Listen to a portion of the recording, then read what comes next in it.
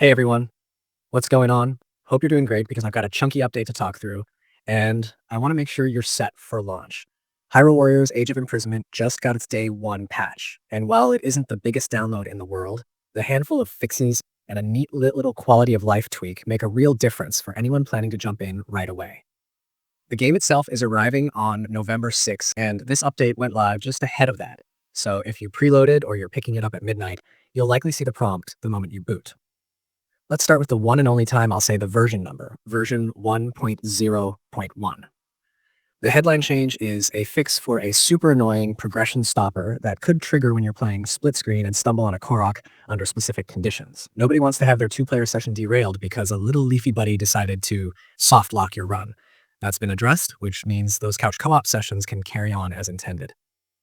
There's also a fix for a rare but nasty scenario where quitting a battle during the animation for Zelda's time rewind counter could leave you staring at a black screen.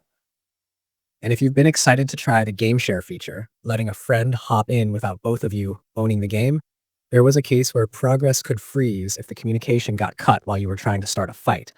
That's sorted too.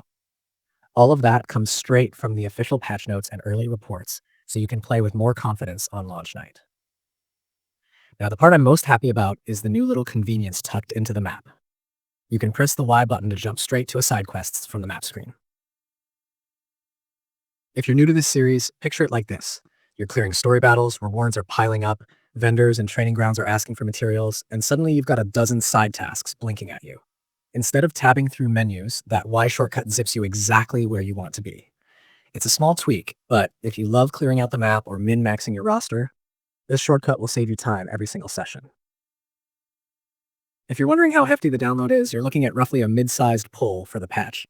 Think a few hundred megabytes, not multiple gigs. So even if your connection isn't blazing fast, you should be playing pretty quickly. Early listings peg the update data at about the 600-ish MB mark, which is reasonable considering how many hotfixes it packs in, and perfectly normal for a day one tune-up. The larger conversation on storage is really about the full game, which clocks in north of 40 gigabyte digitally on Switch 2, so keep an eye on your internal storage or your microSD if you're all digital. But for the patch itself, you'll be fine to snag it on launch night without rearranging your whole library. Let's talk about why these particular fixes matter. This series thrives on momentum. Mowing through hordes, chaining specials, swapping between characters mid-combo, and tag teaming objectives with a friend. Anything that breaks the flow, from a freeze to a progress block, hurts more here than in a slower, methodical game. Imagine you finally trigger that Korok.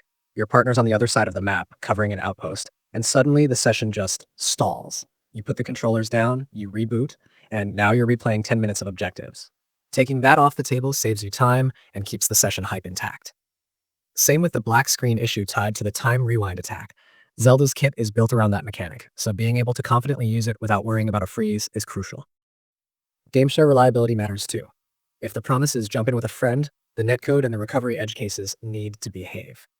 This patch shores up exactly those pain points. That Y button shortcut is a sneaky good addition for completionists.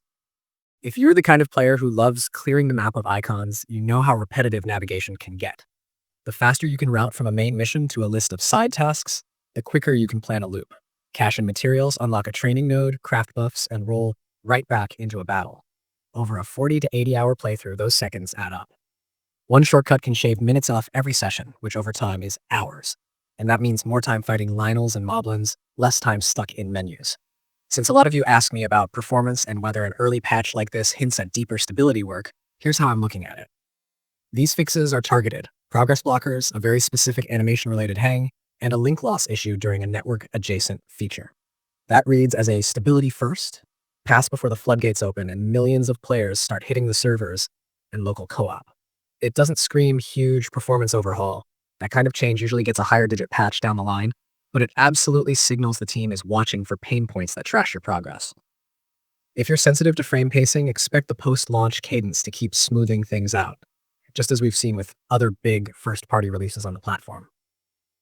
For now, the practical impact is that your Night 1 experience should be cleaner than the review build in the wild earlier this week. A quick refresher in case you're brand new to the series or coming back after Calamity.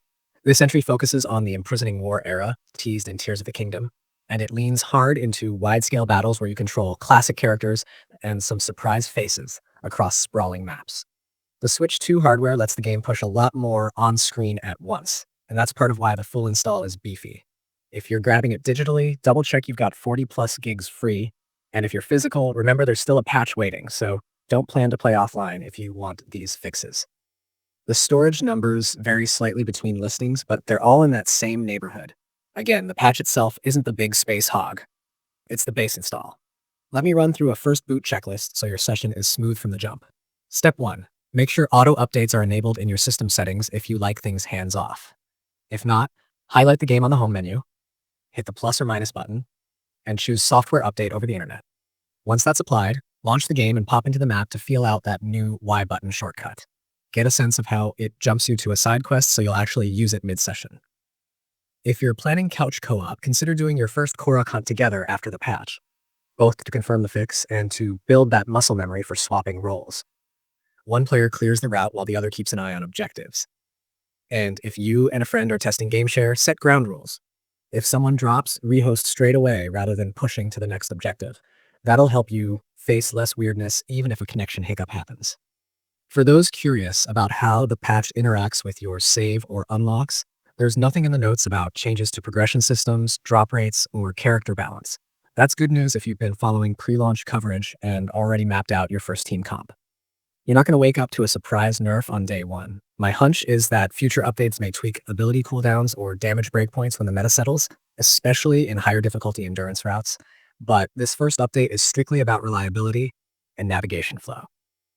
Keep an eye on the official channels and patch breakdowns for any later tuning passes. If you're prepping content or streams, this patch is also your friend. Co-op segments are smoother because those progress stop scenarios were the kind of thing that could tank a recording session. Few things are as deflating as finally getting a clean take of a boss rush, only for a menu action to trigger a hang during that time rewind counter.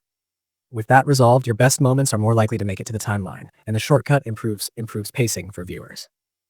Nobody wants to watch you flip through menus for 2 minutes to turn in mats. Tap Y, show the quest list, bang bang, and you're back in a battle. Your audience sees more action with fewer stalls, which is exactly what a Musa-style game wants to showcase. A lot of folks have also asked whether they should start with a clean solo run or open with co-op. Honestly, that depends on your tolerance for chaos. If you're the type who likes to learn a new moveset in a quiet space, take the first couple of missions alone to get a handle on Zelda's time-centric tech and any new mechanics tied to Zonai-inspired tools. Then swap to 2-player once you're comfortable. If you live for split screen from the word go, the patch means you're much safer doing that right away. Either way, make a mental note that side quests are going to help you unlock training nodes and perks that make your roster pop. Use the shortcut often so you're not leaving upgrades on the table. If you find anything still acting weird after updating, do the basic cleanup before assuming the worst. Close the software fully and relaunch. If you're on physical, reseat the cartridge. Reboot your system to clear any cached funkiness. If GameShare ever gives you a hiccup, reinitiate the session rather than trying to muscle through a half-connected state.